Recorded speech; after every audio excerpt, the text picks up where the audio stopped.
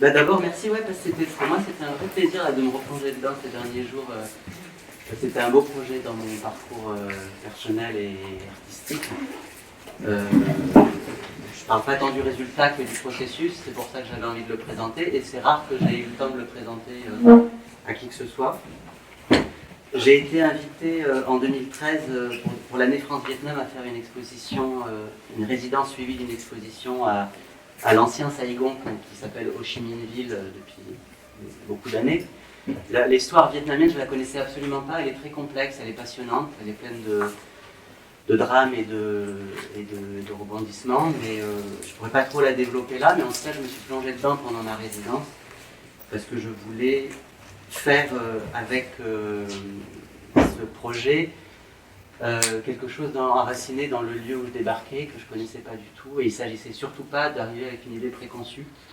J'avais un mois pour faire une exposition en partant de rien, sauf de la structure dans laquelle j'allais exposer. Alors je vais vous préciser le projet. Là j'ai écrit projet boîte. Vous allez voir que c'est aussi parti d'un petit projet très localisé qui s'est déplacé ensuite. En 2008, j'ai été contacté par une dame que je ne connaissais pas à l'époque qui s'appelait Céline Gisleri, qu'on connaît bien aujourd'hui parce qu'elle est directrice de Voyons Voir, l'association d'art contemporain. Et à l'époque, elle était historienne de l'art, elle écrivait des articles dans le journal Le Ventilo sur les expositions, ce qu'elle fait encore aujourd'hui. Et elle m'a contacté, elle m'a vu dans des ouvertures d'ateliers, elle m'a contacté en me disant qu'ils étaient en train de monter un projet qui s'appellerait La Boîte. Et l'objectif, c'était de fabriquer une structure. Elle bossait avec des architectes en fait. Elle n'avait pas de lieu et elle était très proche d'un groupe d'architectes qui était à l'époque la galerie Complexe et la T3 Architecture à Marseille. Et ils ont pensé un projet dans lequel ils concevraient un cube de 8 mètres cubes, c'est-à-dire de 2 mètres par 2 mètres par 2 mètres, qui fait évidemment lointainement référence au White Cube, mais qui n'était pas white ici, mais en tout cas qui était un cube construit par les architectes, qui était placé dans leur lieu d'architecture, pour inviter des artistes à faire des expositions. L'objectif était aussi que ce cube standardisé puisse voyager à travers le monde et que le projet soit proposé ça et là dans le monde pour que, à partir de cette structure identique, les artistes investissent un projet comme ils le veulent, à partir de ce cube. Comme lieu d'expo ou comme objet à transformer, enfin tout était envisageable. Donc moi j'ai initié le cycle du projet La Boîte qui a commencé à Marseille en 2009, j'ai fait ma première expo en 2009 sur l'invitation de Céline Gisleri. Pardon. Donc moi j'ai décidé de fermer la boîte et de faire un travail à l'intérieur sur la lumière, la couleur, la perception de l'espace et l'effacement des ombres. Je ne vais pas le détailler là parce que c'est un gros chantier, je ne voudrais pas perdre du temps là-dessus. Juste pour dire que j'avais un préalable au projet du Vietnam. Voilà le carton de l'époque.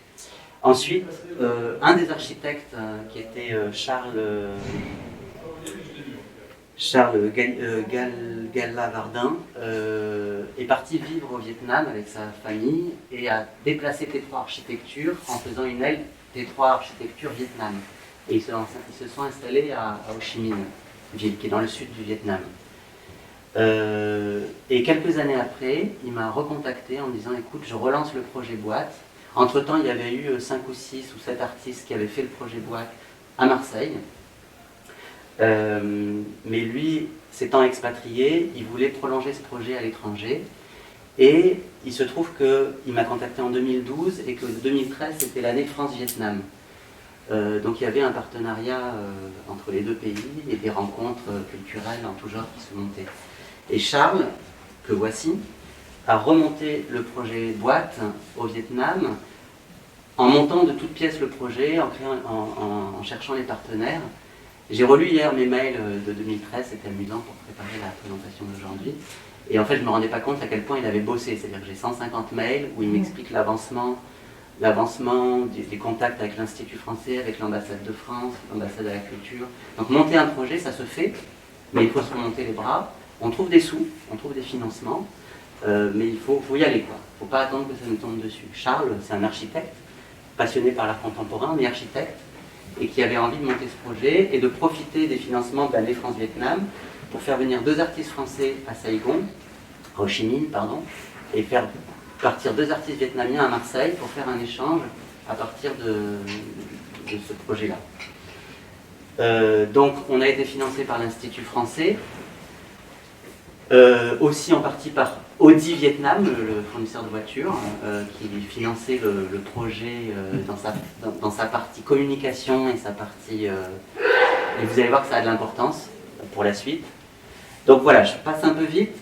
Je pars au Vietnam après des mois d'échanges pour organiser cette chose-là.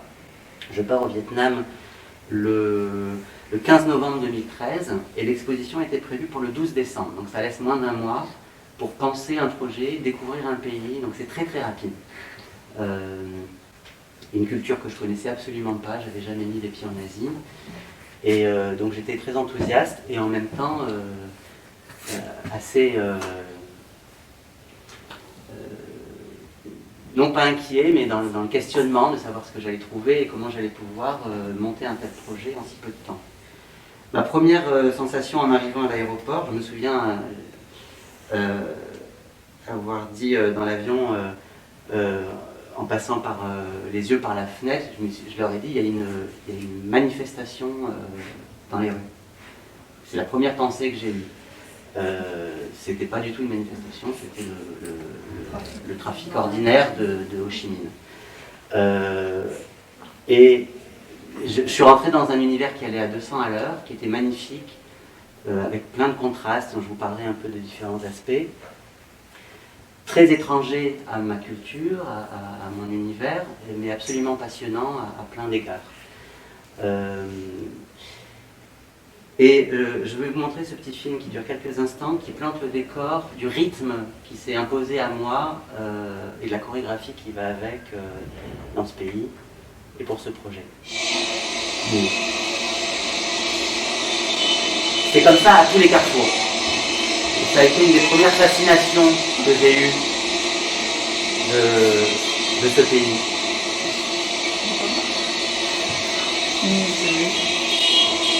Alors, sachez qu'il ne pose jamais le pied par terre. C'est la honte totale de mettre le pied par terre. Donc, il n'est pas question de mettre le pied par terre. Et c'est pas du tout... je dis ça en rigolant, c'est pas une histoire de honte, c'est une histoire de rythme. Il n'y a pas de stop, ni de feu rouge. Et tout se fait comme nous, on se croiserait piétons à un carrefour de trottoir.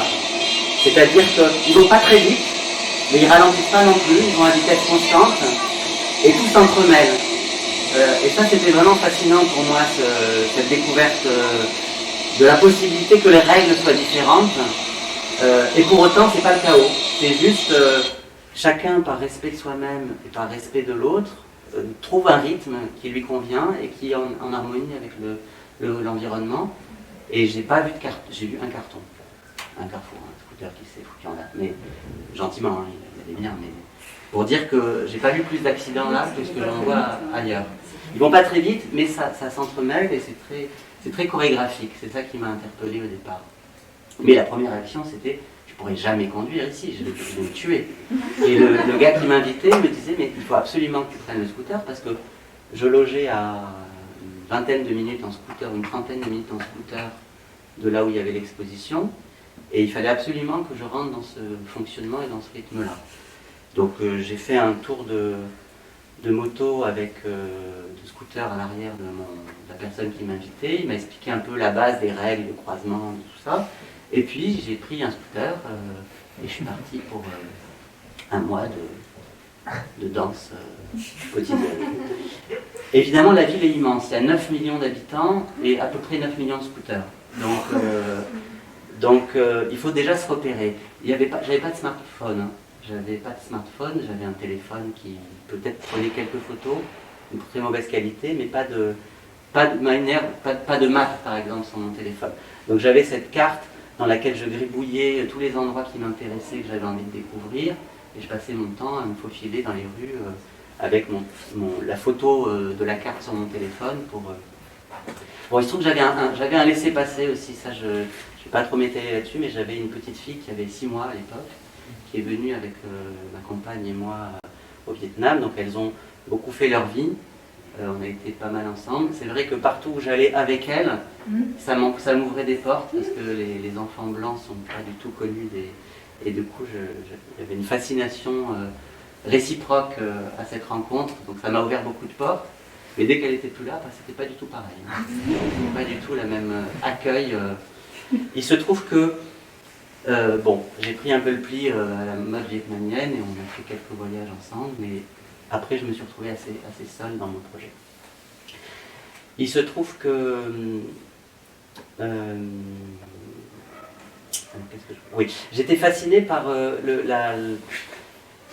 le contraste qu'il y avait entre un pays dans une très très forte expansion économique, extrêmement libéral dans l'aspect économique des choses, tout va à 200 à l'heure, tout le monde monte ses entreprises, ses petits boulots, il y en a partout. Et en même temps, c'est un pays communiste, dirigé de main de fer, avec un très fort contrôle de l'État. Donc il y avait beaucoup d'oppositions comme ça que je trouvais assez intéressantes à observer. Avec une grande modernité dans les préoccupations, imbriquée avec une énorme tradition. Et c'est ces contrastes-là, tradition-modernité, qui m'ont aussi beaucoup intéressé. Un des aspects qui m'a fasciné, c'est le personnage même d'Ho Chi Minh, que j'ai découvert, et qui à lui seul raconte l'histoire du Vietnam du XXe siècle, qui est absolument partout. Et Ho Chi Minh, c'est quelqu'un qui à lui seul symbolise la réunification du Vietnam, la lutte contre le colonialisme. En même temps, c'est un ancien artiste, on peut dire. Il était auteur de pièces de théâtre. Il a beaucoup voyagé dans sa jeunesse avant de s'installer définitivement à Ho Chi Minh. Il a énormément milité en France et en Europe. Et il a choisi son nom d'emprunt. Il est devenu président du Vietnam. Bon, l'histoire est longue, je ne vais pas développer. Mais Ho Chi Minh, ça veut dire celui qui éclaire. Et celui qui est éclairé. Ça dépend un peu comment on prend la traduction. Ça m'interpellait aussi beaucoup parce que, pour ceux qui connaissent un peu mon boulot, j'ai beaucoup travaillé sur des questions de lumière et de couleur, lumière et de peinture. Et ce nom, celui qui émane la lumière, alors ça veut dire celui qui éclaire le chemin d'une certaine manière, celui qui dirige son pays, mais ça m'intéressait aussi beaucoup. Et j'étais à la fois fasciné par ce personnage et en même temps interpellé par l'espèce d'omniprésence de sa figure, réutilisée à des fins de propagande. Mais propagande, donc pas dans un sens péjoratif, hein. Il y a toute une partie de la propagande du pays, il y a des magasins de propagande partout, très avérés, avec des souvenirs à prendre, des Ho Chi Minh à la pelle emballés qu'on peut acheter pour la maison, mettre de partout. Assez beau d'ailleurs, il a un très beau visage, très fin. Et qui est dans la prolongation de cette tradition ancestrale, sachant qu'il y a beaucoup de religions imbriquées au Vietnam. Il se trouve que c'était la période de Noël et qu'il y a beaucoup de communautés chrétiennes, donc c'était fascinant de voir les sapins de Noël et la fausse neige, alors qu'il faisait 30 degrés ou 35 degrés, avec les bonhommes de neige et dessinés dans les rues à côté des publicités de transat pour aller à la plage. Et voilà, il se trouve que moi, quelques mois plus tôt, j'avais fait une exposition au château d'Avignon, où j'étais invité pour Marseille 2013, capitale de la culture. J'étais invité à faire un projet. Je ne vais pas développer, mais pour vous le dire vite, j'avais éclairé un buste façon 19e, qui était un faux, parce que je l'avais fait moi, mais en partant d'une photographie pour parler du fantôme de ce lieu, magnifique lieu, je veux dire. Et j'ai éclairé ce buste et j'ai travaillé sa couleur de manière à effacer en tout point la manière dont la lumière le reçoit.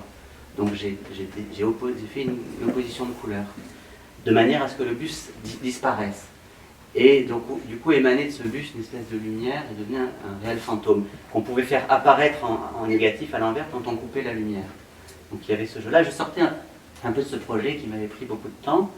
Et quand je voyais ces bustes d'Ho Chi Minh et ce nom de celui qui éclaire, ça m'a donné envie d'acheter un buste et de travailler à partir de ce projet pour essayer de prolonger au Vietnam cette chose initiée.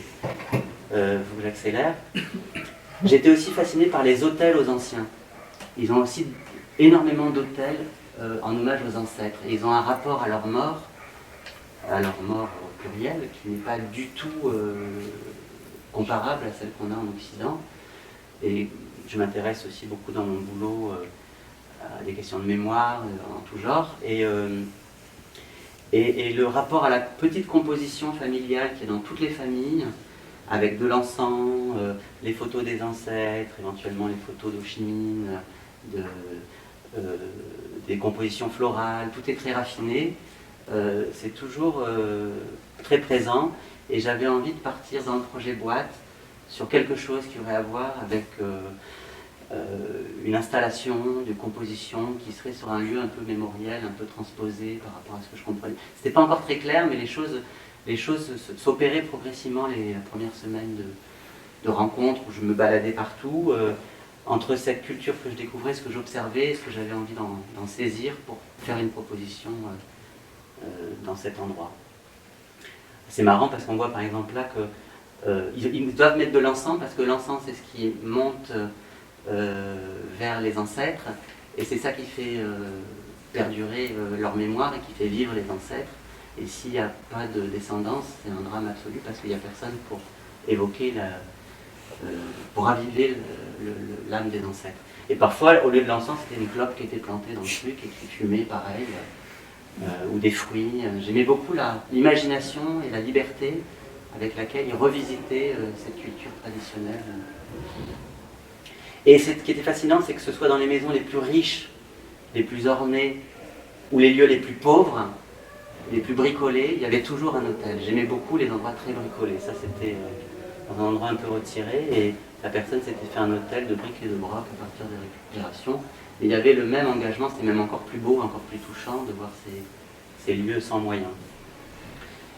Et dans certaines villas riches, excentrées, ils enterrent même les morts dans leur jardin. Donc il y avait quelque chose de leurs ancêtres dans les jardins. Donc tout ça m'a beaucoup interpellé.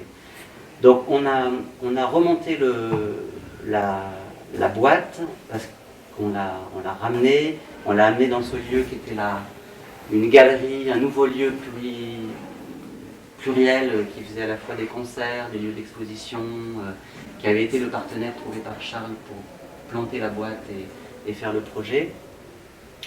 Je me suis fait aider par une petite équipe de gens sur place pour la retaper. C'est très compliqué de trouver du matériel. Je n'ai pas le temps de développer, mais je me suis beaucoup baladé dans la ville. Il n'y a pas de Leroy Merlin ou de Monsieur Bricolage du coin, mais par contre il y a des quartiers à thématique. Et donc il y a le quartier du matériel de bricolage. Donc c'est des rues entières, des tout petits magasins bourrés de matériel. Alors on ne trouve pas toujours tout. J'ai acheté de l'enduit, mais j'ai du mal à m'en servir, mais il ne collait pas du tout. Donc une fois c'est qu'il tombait en poussière. J'étais pas du tout familier avec les outils que j'avais sous les mains. Donc il fallait réinventer tout ça. Il se trouve que là il y a un revirement, c'est que j'étais complètement imprégné par les découvertes et l'envie de monter ce projet, espèce d'hôtel autour d'Ho Chi Minh et de transposition, qui n'était pas encore très clair, mais qui avait quand même pas mal germé dans mon esprit. Et je reçois un mail de l'ambassade de France, au bout de grosso modo 15 jours de réflexion, de travail, qui me dit, en gros, vous voyez cette phrase, et là en substance c'était: le projet a l'air très intéressant, mais étant donné le contexte politique actuel, merci de l'interrompre immédiatement.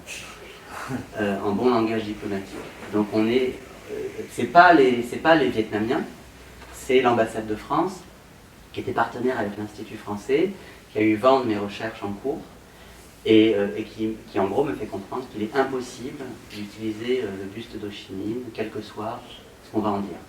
Je leur dis, mais je suis pas critique au sens, j'ai pas l'intention d'abîmer, c'est quelqu'un qui m'a intéressé beaucoup dans sa vie, ce personnage, je ne suis pas dans critique. Ils disent, peu importe, ce ne sera pas compris, vous ne pouvez pas faire ça. Et j'étais très en colère, parce que d'abord j'avais perdu la moitié du temps de ma résidence, qui était déjà très courte, et en même temps j'étais un peu buté sur mon idée très occidentale que il ne faut pas se laisser emmerder par la censure, qu'on fait ce qu'on veut en tant qu'artiste. Donc il y a quand même un choc des cultures là. Et donc dans un premier temps, j'ai un peu continué à penser mon projet en me disant tant pis, au pire ça leur plaît pas, qu'est-ce qui peut m'arriver, un peu borné dans le truc. Quelques jours après, alors j'étais assez immergé dans un lieu culturel avec pas mal d'artistes. Il y a un artiste vietnamien mais francophone, ce qui est rare, parce que la plupart ne parlent pas un mot de français, qui envoie un mail à ses collègues qui m'est relayé. Je devais aller à un vernissage et qui dit que son exposition est annulée parce que les autorités locales sont passées et ont fermé l'exposition 10 minutes avant le vernissage parce qu'il y a des choses dans l'exposition qui ne leur plaisaient pas et qu'on ne pouvait pas montrer ça. Donc j'ai compris que ça rigolait pas et que ça dépassait largement et qu'en fait l'Institut français me prévenait que si j'allais au bout de mon truc, de toute façon l'expo n'ouvrirait jamais. Donc puis je risquais d'avoir des problèmes, j'étais pas seul, j'avais un bébé avec moi.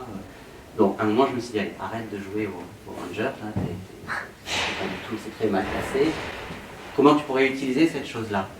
Et il se trouve que suite à cette histoire de cet ami, j'ai parlé, enfin ce qui est devenu un ami, j'ai parlé à beaucoup d'artistes.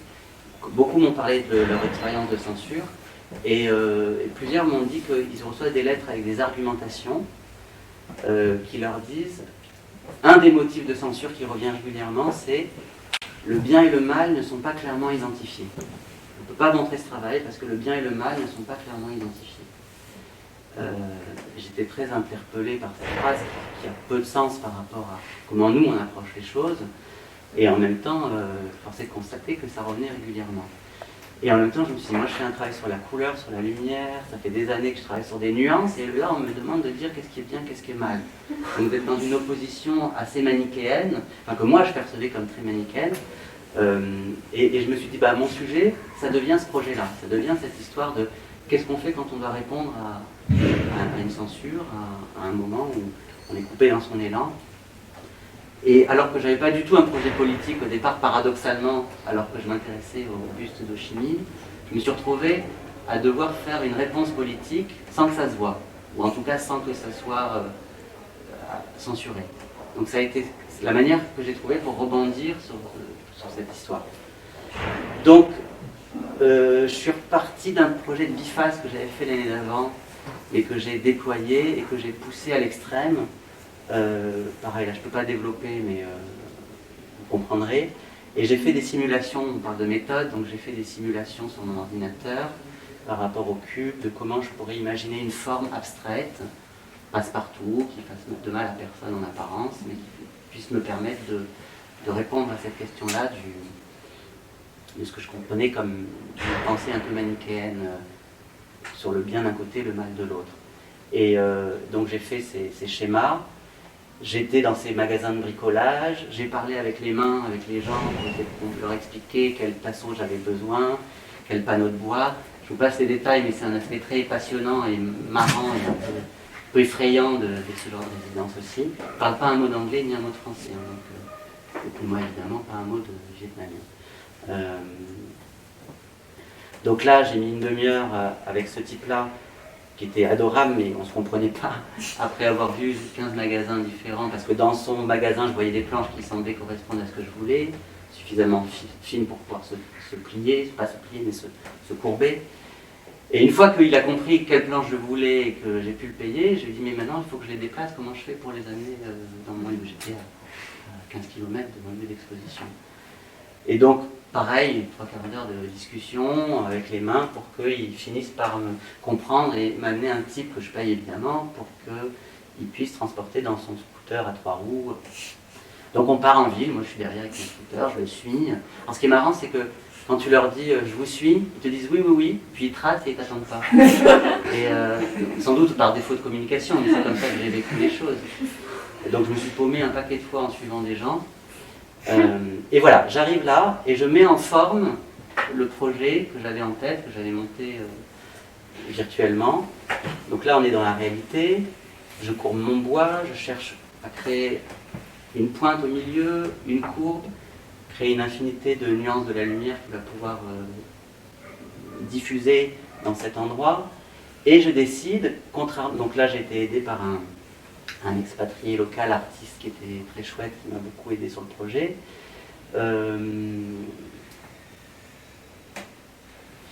Mes biphases précédents, je travaillais d'abord la lumière et puis j'amenais la couleur.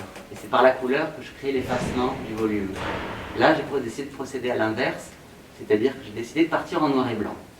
Prendre au pied de la lettre cette histoire du bien et du mal qui ne sont pas clairement identifiés et le transposer dans la couleur en disant je vais faire un projet dans lequel on ne pourra absolument pas identifier qu'est-ce qui est blanc, qu'est-ce qui est noir. Et donc j'ai paraphrasé la phrase et j'ai appelé la pièce le noir et le blanc ne sont pas clairement identifiés. Donc il n'y avait pas encore de couleur, vous voyez toutes les étapes. Il a fallu que je trouve un compresseur. Bon, je vous passe les détails. J'achète du blanc, j'achète du noir, encore 3 jours de recherche. Et je pulvérise un gris intermédiaire sur tout le fond. Je fais un dessin au scotch pour tracer une forme horizontale qui parcourt les 2 demi-sphères. Je peins la demi-ligne de gauche en blanc, la demi-ligne de droite en noir, totalement pulvérisée, une matière très contrôlée. Et je crée cette forme en noir et blanc de 2 demi-sphères. Tout l'enjeu était ensuite de trouver un point d'éclairage. J'avais fait des essais en miniature pour savoir que ça pourrait marcher. J'avais suffisamment d'expérience à Marseille sur le travail de la lumière pour savoir que ça pourrait marcher. De trouver un point d'équilibre où le noir et le blanc se voient exactement de la même façon, parce que le noir suréclairé grise et le blanc sous-éclairé grise aussi. Il y a un point de rencontre et je voulais trouver ce point de rencontre. Donc, avec un jeu assez subtil de travail sur le déplacement de la lumière, à force de chercher en quelques jours, on trouve l'endroit et le point d'équilibre, et ça devient cette truc horizontal qui produit une espèce d'ombre portée, qui fait que le volume n'est plus du tout lisible. La partie grise, totalement grise, devient une espèce de noir et blanc par la lumière, d'ombre et de lumière, et la partie complètement blanche, suivie de la partie complètement noire, se touche en un point d'équilibre et crée un dégradé infini du blanc vers le noir sans qu'on voit la nuance. Et le creux du milieu disparaît et l'œil passe à travers parce que l'ombre et la lumière ne peuvent plus attraper le volume.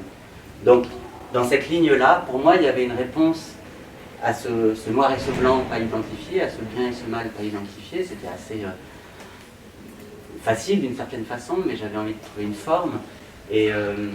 Et j'avais envie, dans cette obligation manichéenne, de rajouter une infinité de nuances. Comment je pourrais mettre une infinité de nuances là-dedans?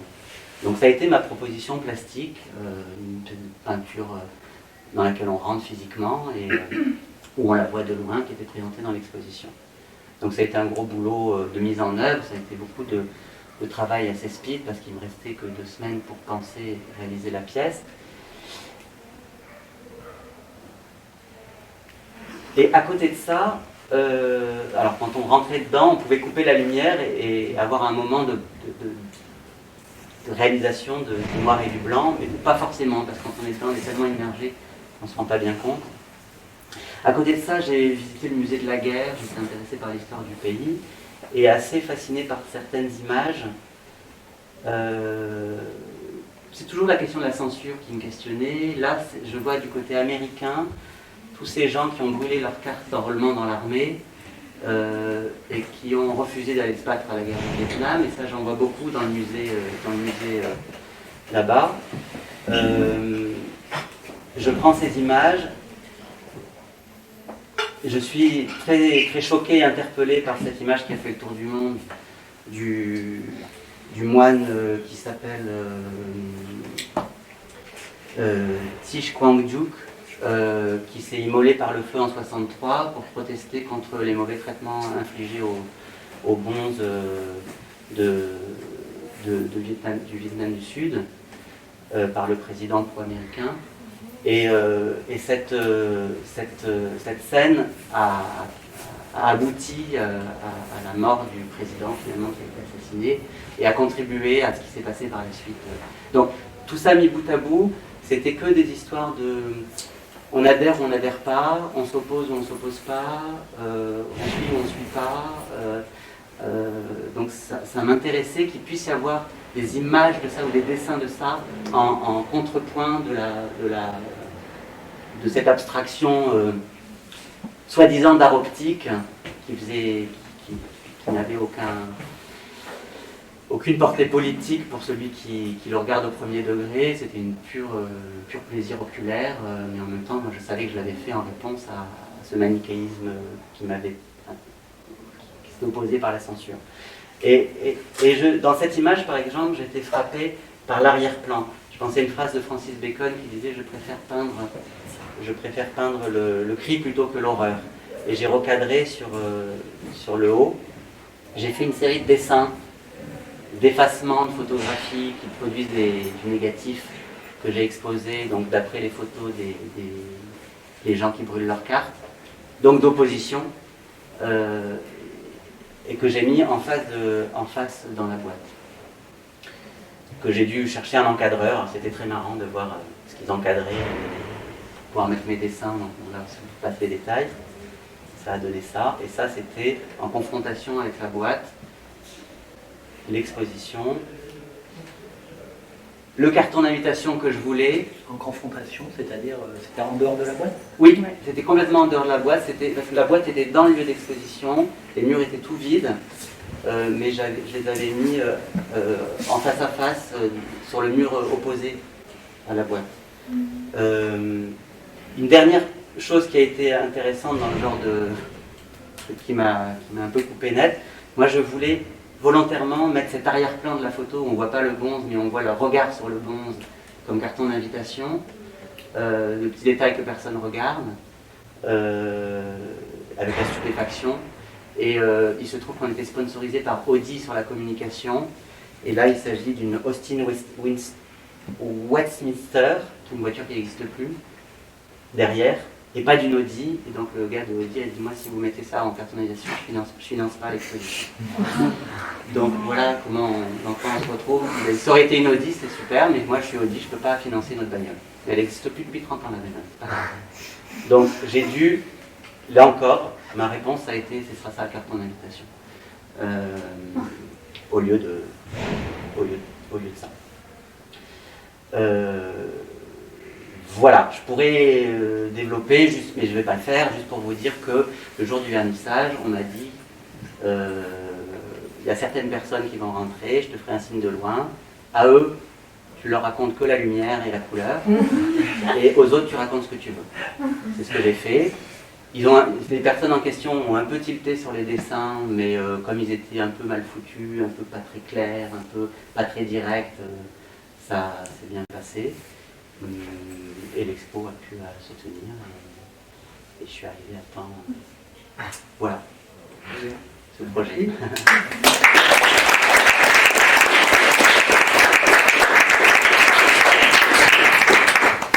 Peut-être qu'il y a le temps pour des questions. Si vous avez 3 questions, vite fait, n'hésitez pas. Ah. Mais pour ceux qui doivent rejoindre des avocats, oui, je ne peux sûr, pas bien bien sûr. entendu vous dire de rester. Mais voilà, s'il y en a qui ont encore un peu de temps et qui ont le temps d'échanger, allez-y gaiement. Je suis passé un peu vite, surtout il y a beaucoup d'entrées en fait dans ce projet, parce que j'aurais pu parler que du projet de la boîte, du financement d'un projet, j'aurais pu parler que de mon rapport à la découverte d'un lieu. Enfin, on peut l'approcher de plein de manières différentes, j'ai décidé de vous donner un peu les différents aspects.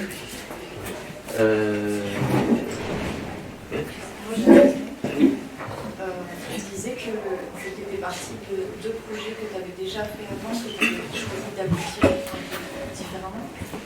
Et est-ce que c'était un choix de reprendre un travail que tu avais déjà fait par rapport au temps que tu avais, qui était relativement court, de faire quelque chose, ou est-ce que c'était, ton point de vue dès le départ, c'était de reprendre un projet antérieur et le développer? Non, je voulais absolument pas arriver avec une idée prédéfinie. Alors ce qui est compliqué, parce que quand on fait des financements, on doit écrire un projet pour avoir les financements. Donc j'avais rédigé un projet, mais qui était un peu pipeau, qui disait par rapport à là où j'en étais, pour qu'on ait les sous, et après je savais face à moi-même que je voulais que ce soit la confrontation en lieu, et uniquement ça qui me donne des directions de travail. Après, effectivement, dans mon travail, même si c'est des installations, je viens d'une culture de la peinture et de la série, et si on regarde l'ensemble de ces 10 années de travail, effectivement, de proche en proche, chaque pièce engendre une prochaine, qui engendre une prochaine. Elles peuvent se ressembler ou être très très différentes, mais malgré moi, d'une certaine façon, je me rends compte que ça se suit beaucoup. Là, par exemple, on n'a pas le temps, mais le séchage du gris m'a fasciné. Il faisait tellement chaud quand j'ai pulvérisé le gris, le temps que j'enlève mon masque, que je lève la tête, alors que je venais faire un monochrome, un super gros aplat, j'avais un ciel nuageux hyper réaliste à la Gerhard Richter sous les yeux pendant quelques instants. En fait, c'était le séchage qui moirait le gris, l'humidité, et puis hop, en bout de 3 minutes, ça avait tout disparu. Et ça, c'est une image qui m'a fasciné. Je l'ai filmée d'ailleurs avec mon téléphone mal foutu tout de suite. Et des années après, j'ai fait une vidéo qui reprend ce principe, qui est une vidéo qui se voit comme un paysage, mais qui est une peinture qui sèche. Donc à chaque fois, en ce faisant, je découvre des choses, je rencontre des choses que je note de côté, et qui très souvent deviennent un projet complètement autonome plus tard. Ça répond à ta question? Ouais.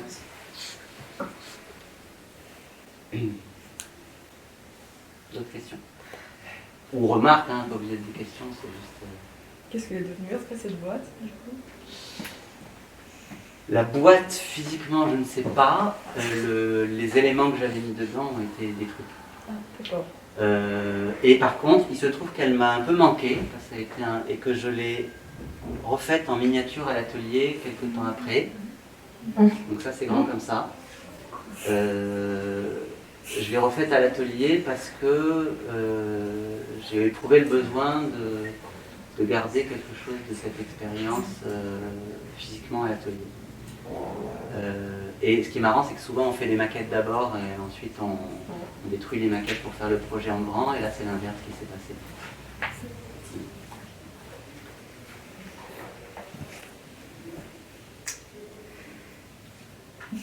Eh ben, merci. Merci beaucoup. Une dernière question. Ouais.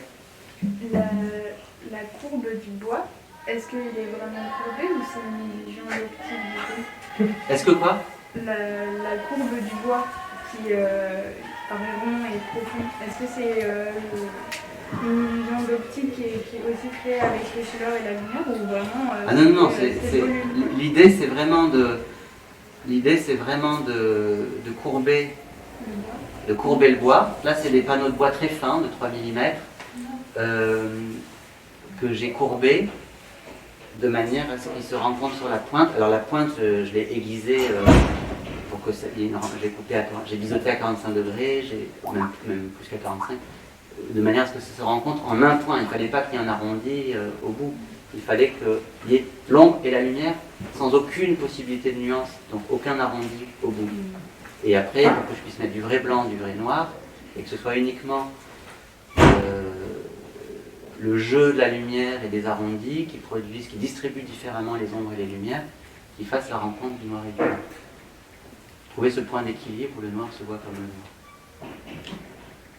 Et après, de fait, par les courbes, s'il y a le point d'équilibre au centre, la suite est forcément dégradée jusqu'au noir ou dégradée jusqu'au blanc. Je voulais savoir si tu avais calculé l'angle que fait les deux planches. Au centre? Au centre. Alors un peu, il se trouve que, comme je vous le disais, j'ai d'autres images que je ne vous ai pas montrées. J'avais commencé une série de bifaces.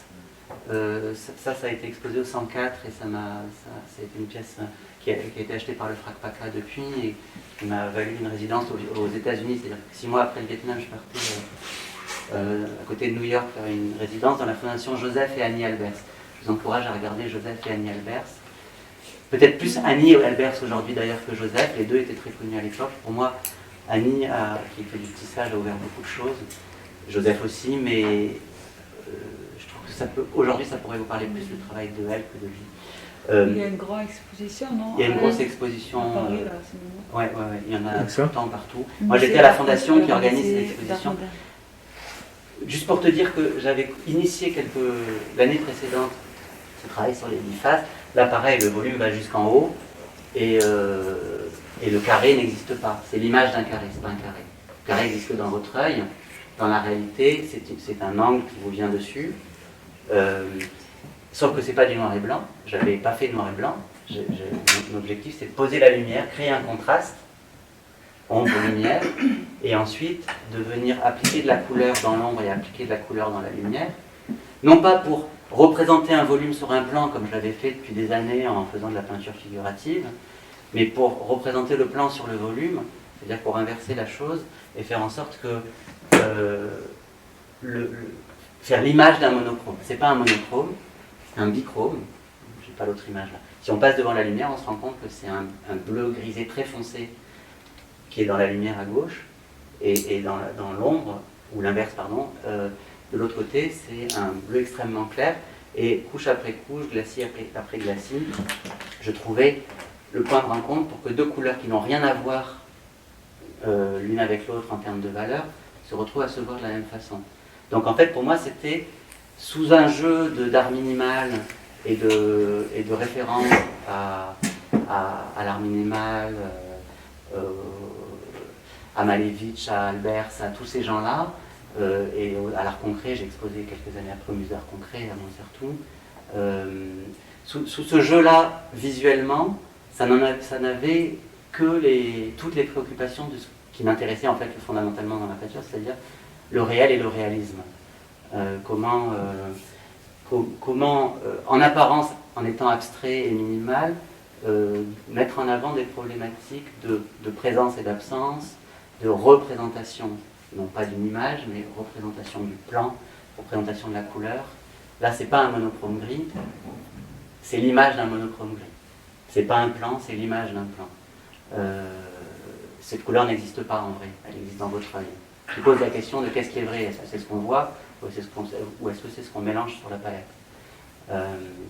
Donc j'avais fait une série de ça, au départ avec des angles à 45 degrés, et je m'étais rendu compte, parce que je n'ai pas oublié ta question, que c'était à 45 degrés, j'avais des risques de reflets et de lumière qui me viennent dans l'œil, et donc j'ai diminué l'angle, c'était plutôt à 70 degrés, de manière à ce que si un reflet il part sur les coins, sur les côtés, et que je ne prenne pas le brillant dans les yeux.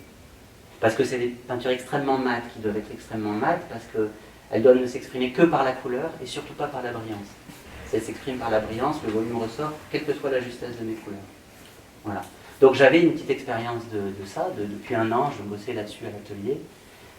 J'avais exposé ça au 104, qui m'avait valu le prix Jeune Création au 104, la résidence que j'avais obtenue à Joseph Albers. Et je suis arrivé au Vietnam un peu chargé de toutes ces expériences. Et le buste, c'était déjà une réponse à ça. Parce que ça, dans les articles que j'avais eus à l'époque, les commentaires, ça m'amusait, mais en même temps, ça m'embêtait un peu que les gens voient ça que comme de l'art optique. Pour moi, c'était pas du tout l'enjeu de faire de l'art optique. C'est vraiment une réflexion sur le réel.